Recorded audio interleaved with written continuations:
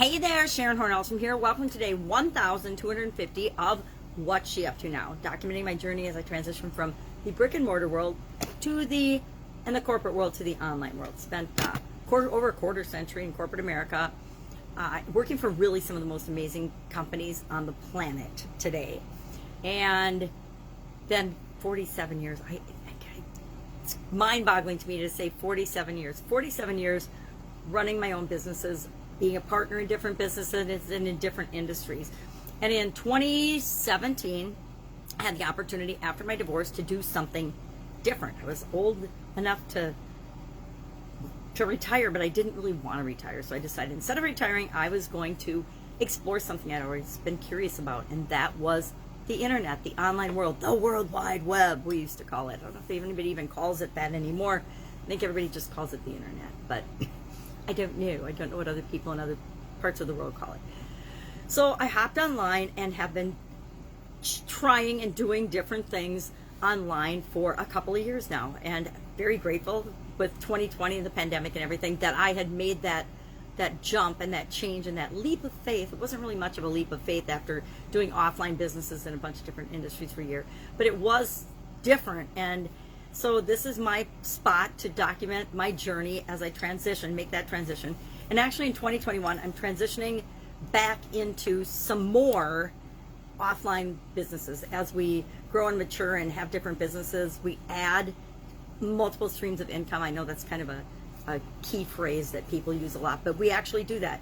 I've always found that a lot of my success in corporate America came from knowing that I always had a business on the side. I could always show up and be myself and actually take a lot more risks in corporate America and in my jobs for corporate, because I always had businesses that I was running on the side to fall back on. There's a huge sense of security in knowing that you have more than one way to survive and pay the bills and make a living. And so in addition to just doing things online, although it's really, really fun and exciting and sometimes super duper frustrating, I want to be able to do a little bit of both. And I believe that 2020 has shown us, at least here in America, that we have become far too dependent on other nations and on the world as a whole globally to provide us with some of our basic needs. And that some of the manufacturing, which is my area of expertise, I absolutely love all types of manufacturing, we need to take some of that back and actually be recreating and being more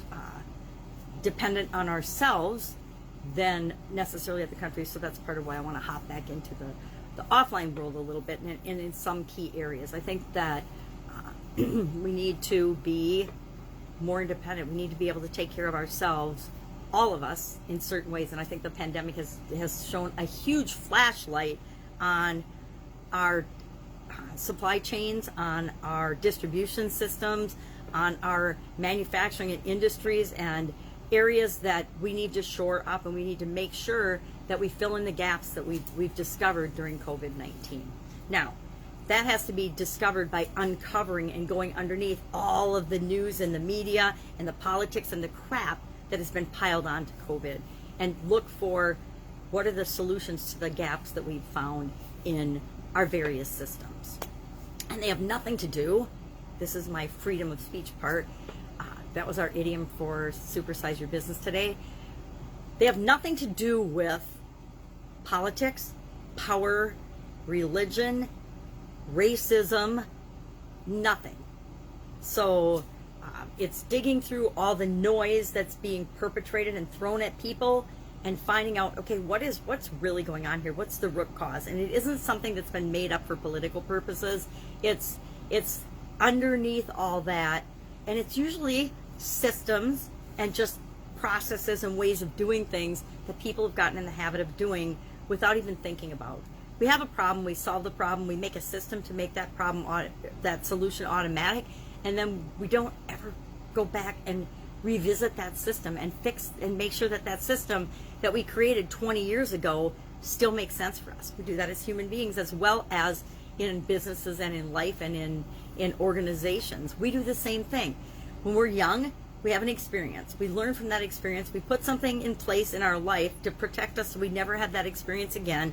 And 20 years later, when we're a totally different, more mature person, we are still living by those beliefs and which are processes and systems we put in place at a subconscious level to protect us, we're still using those filters to make decisions and choices, even though we're not the same person we were 20 years ago, or we're not the child we were 20 years ago when we had an experience that we don't even maybe remember. So, I guess I'm off on a tangent. Today, our idiom was freedom of speech. And freedom of speech, although we kind of think it's an American thing, guess what? With the First Amendment and all, it actually dates back to 5th century BC. 5th century BC. That's thousands and thousands of years ago. This came from actually Greece and a Greek word called parrhesia or something like that. I'm not Greek, obviously. Parrhesia, I think, meant freedom of speech. So the idea and the thought of freedom of speech has been around for centuries. Millennium. Are millenniums thousands of years? Anyway, it's been around a long time, a lot longer than the First Amendment rights. So we talked about in Supersize Your Business what is not covered by the First Amendment. Because there's a whole lot of nonsense that people are spewing that they think is covered by the First Amendment, but it actually isn't. So all of the defamation, lies, nonsense, misinformation, propaganda that's being perpetrated by our media companies, by social media, none of that is covered by free speech or freedom of speech in the First Amendment. Child pornography, crimes, anything that elicits crimes, intellectual property, that violates free speech, it's not covered by the First Amendment in the United States. So I thought it was really interesting to see the whole list of things that aren't covered. Anything like terrorism, not covered by freedom of speech. Obscenities are actually not covered by freedom of speech. And commercial comments like fraud or commercial claims like advertising are not covered by freedom of speech. They're covered and they fall under other laws and things, but they don't fall under, hey, it's freedom of speech, so I can say or claim anything I want, or I can incite a riot, or I can incite any other type of violence, or I can use it to I can use speech to communicate or to create an imminent crime, such as rioting. And none of that's covered by free speech. So some of our politicians who go on air and incite violence, and I'm talking about the George Floyd situation here in Minneapolis. We had some big time politicians that came to the area and literally incited riots and encouraged people to riot in the media, and the media covered that as if it was a good thing. That is not covered by free speech, and the fact that we're tolerating that as a nation is really, really pathetic and sad.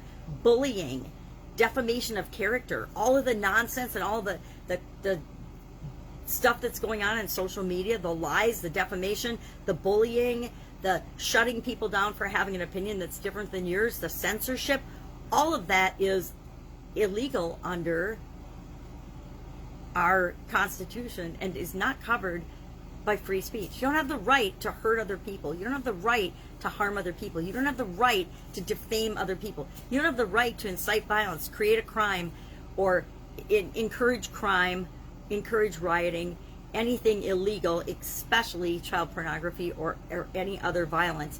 None of that is covered by freedom of speech. So I'm off on another tangent. Obviously, this is a biggie for me. I love living in America. I love the freedoms that I have been afforded my entire life and the opportunities that come along with that. So many of us put limits on ourselves because we don't realize and appreciate the amazing freedoms and opportunities that we have at our fingertips, each and every one of us.